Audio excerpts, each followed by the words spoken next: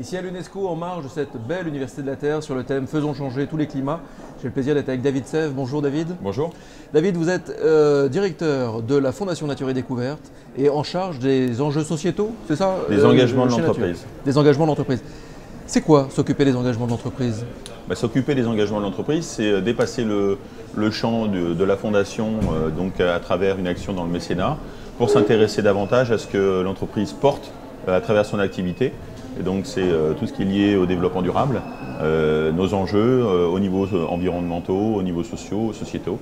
C'est la raison pour laquelle on vient d'être certifié Bicorp en juin. L'idée étant qu'on est une entreprise qui souhaite faire du profit, mais qui souhaite faire du profit au profit de l'ensemble de ses parties prenantes. D'accord. Donc un événement comme celui-là, un événement où là on est là pour parler d'un changement de tous les climats, donc une approche vraiment holistique, une approche globale. Finalement, vous, ça ne peut que vous parler, un thème comme celui-là.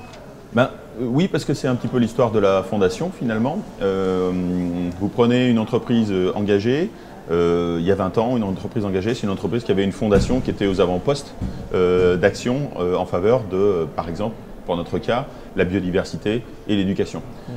Aujourd'hui, être une entreprise engagée, c'est une entreprise qui va avoir au sein de son activité des engagements pris qui correspondent à fournir des produits qui ont moins d'impact, avoir des entrepôts qui sont mieux isolés, faire en sorte à ce qu'on minimise les transports des marchandises, acheter local, proposer du bio à nos clients et donc intégrer ça dans le core business de l'entreprise et donc travailler à modifier son modèle d'affaires. Hier, il y a eu un tweet qui est passé, je vous le lis, on fait progresser une entreprise autour d'un projet partagé. C'est un tweet qui a pas mal buzzé, comme on dit, qui a pas mal marché. J'imagine que cette phrase vous... C'est au centre du sujet. C'est au centre du sujet parce que, je reprends mon exemple, si vous travaillez en essayant d'imaginer ce que les gens vont faire pour les anticiper, vous êtes forcément moins pertinent que si vous travaillez avec les gens et qu'avec ces gens-là, vous avez un retour d'expérience qui vous dit « Ah ben, la conscience écologique est en train d'évoluer. D'ailleurs, nous, on voudrait que ça se traduise de telle et telle manière et faisons-le ensemble. » Je vais prendre un exemple. La Fondation finance des projets. Il y a encore 3-4 ans, elle finançait les projets avec des experts externes pour montrer son ouverture d'esprit, pour montrer que ce n'est pas Nature et Découverte ou les dirigeants de Nature et Découverte qui décident du choix des projets, mais bien en s'entourant de gens qui sont compétents sur les sujets de la biodiversité, sur les sujets de l'éducation. Aujourd'hui, la différence, c'est que ces projets-là sont non seulement confiés à des experts externes, mais dans le même collège, on va mettre les salariés de Nature et Découverte, et puis on va pouvoir financer des projets qu'on va proposer dans nos magasins, et on va les mettre en avant avec l'arrondi qu'on a pu développer avec Microdon, et qui nous permet de convaincre 700 000 personnes en 8 mois de faire un microdon en faveur de ces projets pour compléter les financements accordés par la Fondation. Et là, ça a tout son sens parce qu'on fait évoluer la conscience de nos clients, on donne un motif de fierté auprès de nos salariés et au niveau de la Fondation, on donne une reconnaissance, une notoriété de ce qui est fait depuis 20 ans, qui est très bien connu au niveau des associations, mais finalement très peu connu au niveau de nos clients qui sont dans un acte de consommation chez Nature et Découverte et on voudrait qu'ils soient davantage consommateurs. Donc si je vous demande quelle serait l'initiative qui vous a le plus marqué en 2015, là j'ai l'impression que vous venez d'en donner un élément. Oui, pour moi le changement important pour 2015, il est de deux natures.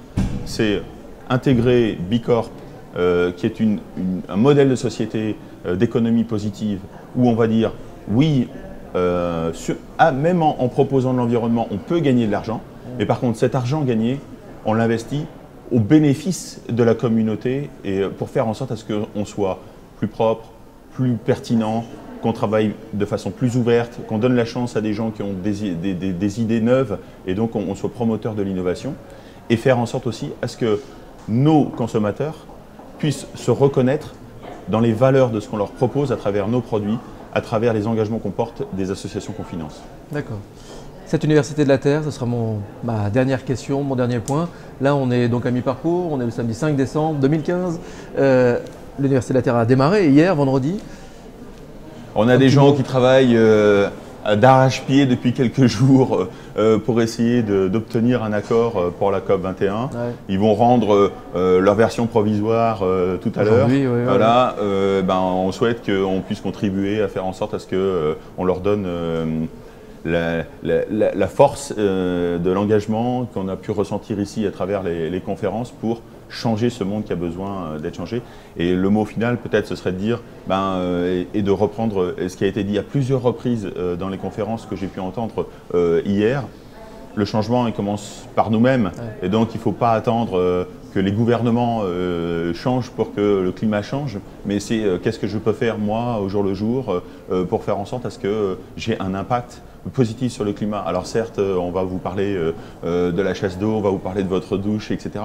Il faut qu'on dépasse ça. C'est dans quelle banque j'ai envie que mon argent soit investi pour que finalement cet argent serve la bonne cause et ne serve pas des causes qui doivent être derrière nous. En particulier les énergies fossiles. Il faut qu'on ait le courage de passer à autre chose. Merci beaucoup, David. Voilà, merci.